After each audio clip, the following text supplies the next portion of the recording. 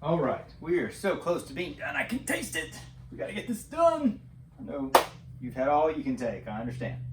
So we're moving on now to hearing. All right, and hearing's wonderful. It's an amazing process. All these things, I hate that we're rushing through them because I like to spend time to make sure you really grasp how special each of these senses are, just how beyond our understanding they are. Every little new thing we discover about them just it just makes it that much more incredible. I mean, it's hard to believe this, but at the end of the 18th century, so we're talking about the end of the 1700s, scientists really thought we had discovered everything there was to discover about science, that we were just almost at the end. Can you imagine somebody in 1798 being cocky, thinking we've made all the big discoveries? And so when people feel that way now, it's the same, right? I mean, we're going to look back and say, gosh, what dummies we were then. We thought this and we thought that.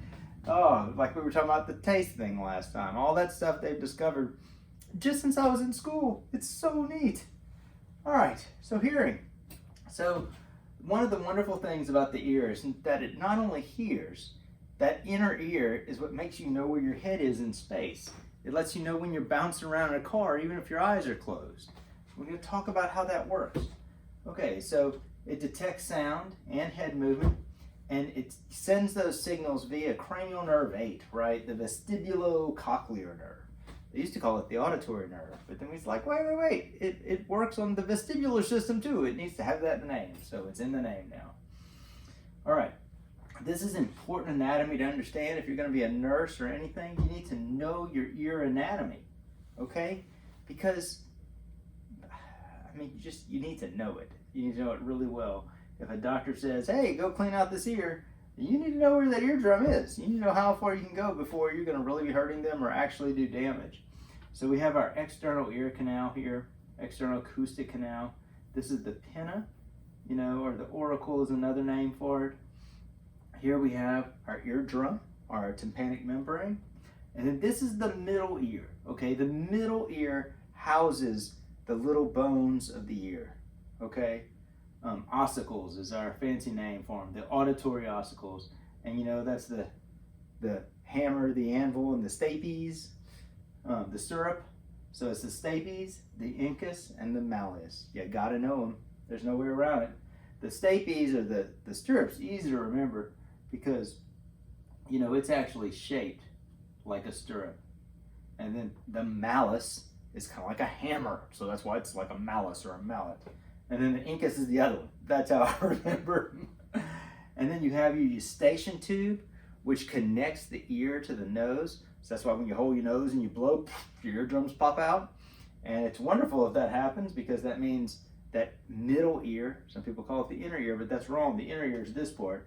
The middle ear is full of air, like it ought to be. If it's full of pus or water, it doesn't function very well. Those bones move sluggishly in pus or water, and you don't hear nearly as well. So when you look, go away.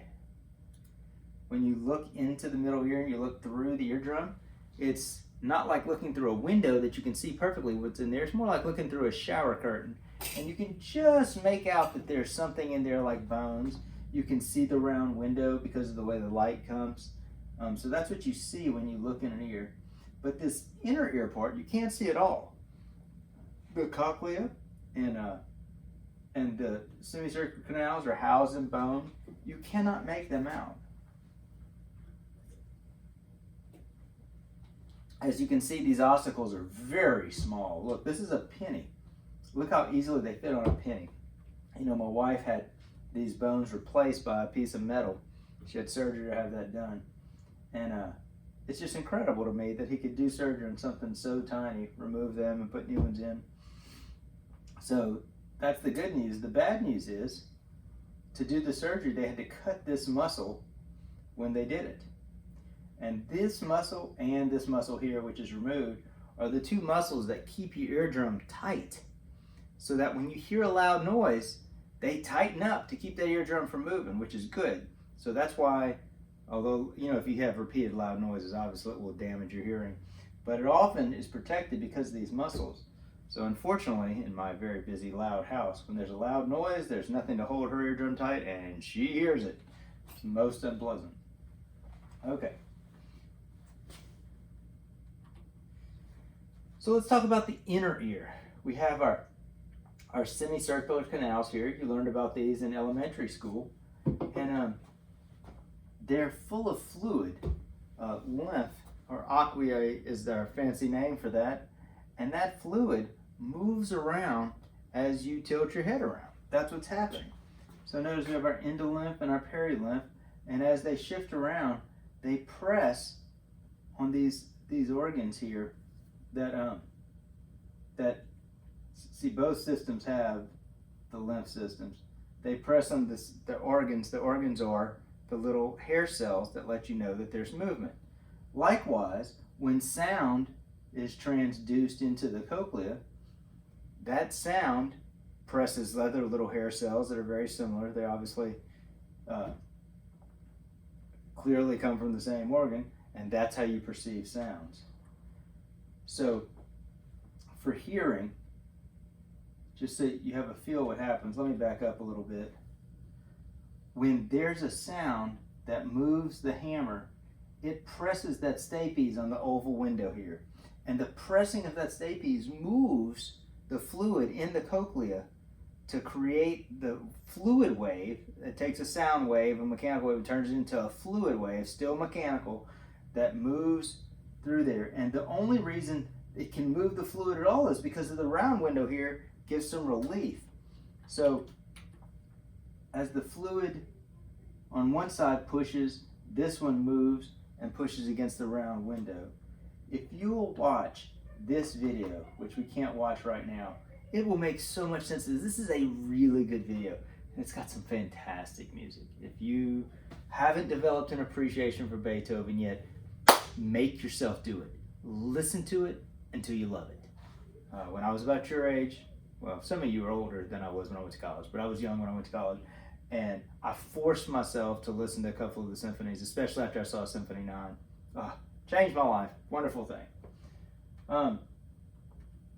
So what happens is that fluid moves, it presses on this organ of Corti here, which has the little nerve cells that perceive movement, and that pressing of the fluid on these is what creates the action potential. And unlike all the other action potentials that are generated when sodium channels open and rush in, this one's potassium channels, just to be difficult, just to be different. So it's potassium channels that are open to make sound waves happen. Okay, so you see how these sound waves go.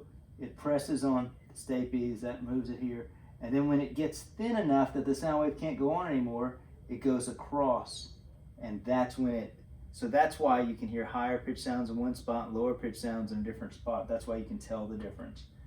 And as you know, you can not only hear all those different sounds and appreciate the difference, you can hear them all at the same time. If you're in a room and you start focusing on what's going on, you can hear birds chirping and people talking and music far away and the cars on the street. You can sort all those sounds off. It's an amazing organ.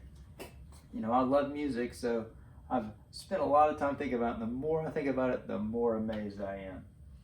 Okay, so here are these pathways from cranial nerve 8, comes in, crosses, goes through, like all sensory information.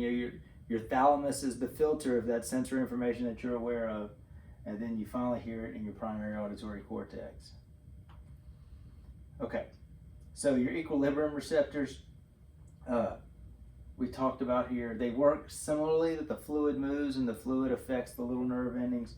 And since they have these 3 different directions, you can perceive where your head is in space. No matter how you put it, that fluid moves around.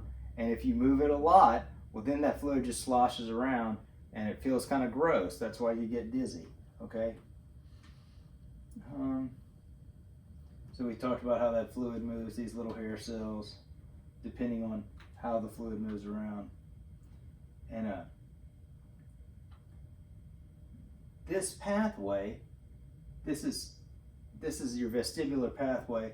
Notice all the different parts of the brain it goes to. It sends information to the cerebellum, so the cerebellum can work out the movements of everything else based on the information it's getting from the semicircular canals. And it's also all that movement pathway information is linked to the eyes. And so this is the root of motion sickness. I think I'm going to ask a test question about this. You know, when you're looking down the road and you see that the road has some movement and your ears are perceiving some movement, everything's fine. What your eyes see and what your ears are perceiving is all in agreement. But if you're reading a book or you're looking at your phone right here, what your eyes are telling your brain is, we are not moving. Look, we're perfectly still. And your semicircular canals are saying, yes, we're moving. And the next thing you know, that mismatch of information makes you nauseated. And so that's the root of motion sickness. Now, some people aren't bothered by this. Some people, it doesn't take much at all. So knowing that is very helpful, because then you know if you're in a boat and you're motion sick, go get on the bow and look at the horizon. And then the movement with the horizon, your eyes will be saying the same thing as your ears, and then you're good. Okay, that is the end. I'll probably do one more video at some point just to summarize how we're going to do the final. What I'm planning on doing right now, just so you know, is a Moodle quiz. I'm just going to make the final a quiz on Moodle, and you'll take it at the time we were supposed to take our final anyway. And if that's a bad time for you, I don't know what we're going to do. We'll have to make some special arrangements, so we have to reach out to me. I'm still working on making that transition happen. It's not as easy as I was hoping it was going to be. I thought I could just put that Word document on there. No, of course not. It's more complicated than that. I'm pretty much having to retype the whole thing into Moodle, and hopefully I can make it work. And I won't get a chance to test it before I give it to you. So bear with me. You know, this is a working process. We're all learning to do it together. I'm trying to be patient. Y'all be patient with me. We're going to be good.